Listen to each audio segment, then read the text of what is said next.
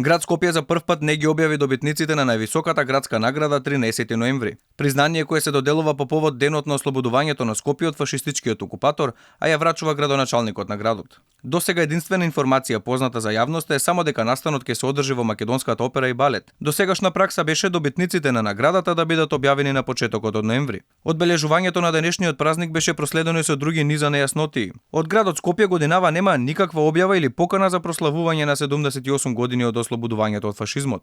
За тоа каде и дали воопшто Арсовска ќе постави венец, медиумите дознаа откако таа се појави пред споменикот на паднатите борци од НОБ.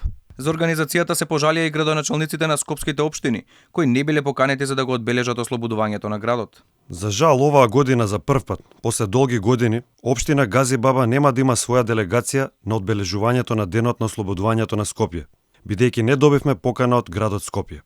Ова не е прв пат Арсовска да не ги проследи традиционалните манифестации по повод 13 ноември. Иако секоја година градоначалникот е оној кој ги доделува наградите на свечената манифестација, минатата година градоначалничката воопшто не се ни појави, па тоа мора да го направат од жири комисијата. Тоа беше прв пат градоначалникот да не ги врачи наградите. Инаку наградата 13 ноември на градот Скопје се доделува на физички и на правни лица како знак на признание од градот за остварување во стопанството, науката, публицистиката, уметноста, културата, воспитанието и образованието, здравствената заштита, социјалната заштита, спортот, физичката култура, техничката култура, заштитата и унапредувањето на животната средина и природата, како и во други сегменти на животот, трудот и творештвото, што представуваат посебен придонес за развој на градот и неговиот севкупен напредок и афирмација во Македонија и во светот.